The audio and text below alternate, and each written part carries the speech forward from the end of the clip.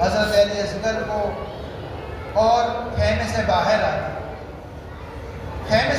آتے تو بچوں کو یہ محسوس ہوا کہ شاید پانی مل گیا، کہ اصغر کو پانی پلانے لے جایا جائے۔ جب خیمہ عقیق پر پہنچی بی بی زینب تو 17 بچوں نے دامن کے اطراف میں بیوی کو گھیر لیا اور کہا بھوپی جان جب اصغر کو پانی پلا دیجئے نا تو ایک ایک گھونٹ ہمیں بھی پانی دے۔ بیوی نے دیکھا اب مشکیزے میں ایک بوند بھی پانی کی نہیں بچی ہے۔ کجا اصغر، کجا یہ 17 بچے جو اب پانی کی آس میں زینب کے ارد گرد ہلکا کیے کھڑے ہیں۔ بیوی نے سر جھکایا، سر جھکا کر روتی رہی۔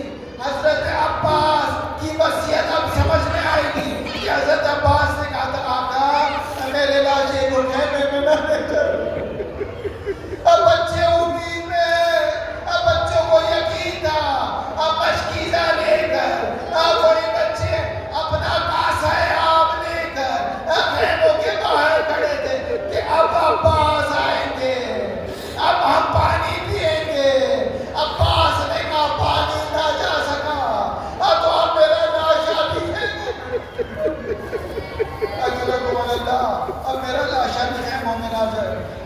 جب یہ منظر ہوا بیوی زینب دوبارہ حضرت علی اصغر کو خیمہ حسینی میں گئے۔ امام حسین آخری ودا کے لیے جب خیمے میں تشریف لائے تو دیکھا اصغر کی اس حالت کو دیکھا، اصغر کو گود میں اٹھایا، اپنی عبا سے اصغر کو چھپا اور اس کے بعد فوج اشقیاء کی جانب چلے۔ ایک اونچی جگہ پر ٹھہر کر امام نے اپنی عبا کو اٹھایا تو فوج اشقیاء نے جب اصغر کی حالت دیکھی نا تو مڑ کر رونے لگے۔ جہاں فوج جس اصغر کو دیکھ کر رو رہی ہو تو بہن سکینہ ابا کیسے برداشت کر رہی ہوگی؟ ہرملا نے بلایا، ہرملا عمر سعد نے کہا ہرملا ادھر آ۔ امام حسین نے فرمایا اگر تم مجھ پر رحم نہیں کرتے اس بچے پر تو رحم کرو۔ اے فوج اشقیاء ان لم ترحمونی فرحموا هذا الطفل الرضيع اما ترونه كيف يتلذذ تشاء۔ اے فوج اشقیاء ذرا اس بچے کو دیکھو، اب پیاس کے مارے اپنا منہ کھولتا ہے بند کرتا ہے۔ عباس عرفہ سے پوچھا گیا اگر آپ کے ہاتھ میں ہوتا اور خدا آپ سے پوچھتا کہ یہ بتائیے کہ کون سا ایسا واقعہ ہے کاش کربلا میں نہ ہوتا، تو انہوں نے کہا ہم چاہتے ہیں اصغر کا واقعہ نہ ہوتا، حسین اس مظلومیت سے اصغر کو فوج اشقیاء کے سامنے لائے۔ وہاں سے عمر سعد نے کہا اقطع کلامک، اے ہرملا کلام حسین کو قطع کر۔ ہرملا نے وہ تیر چھوڑا جو عرب میں ممنوع تھا کسی جوان کو بھی وہ تیر مارنے کی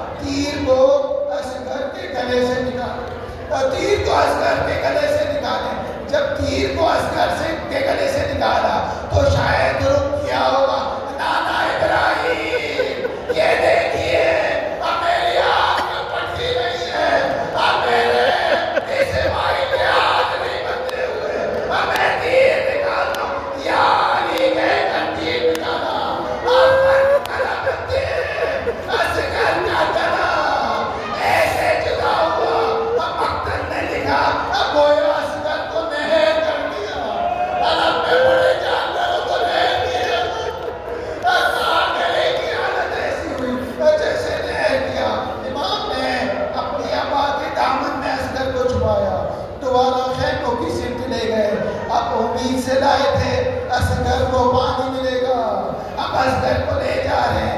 جب بی بی سکینہ نے دیکھا استقبال کرنے آئی اور خوش ہو کر کہا کہ بابا جان حل سقیدہ اخی اللہ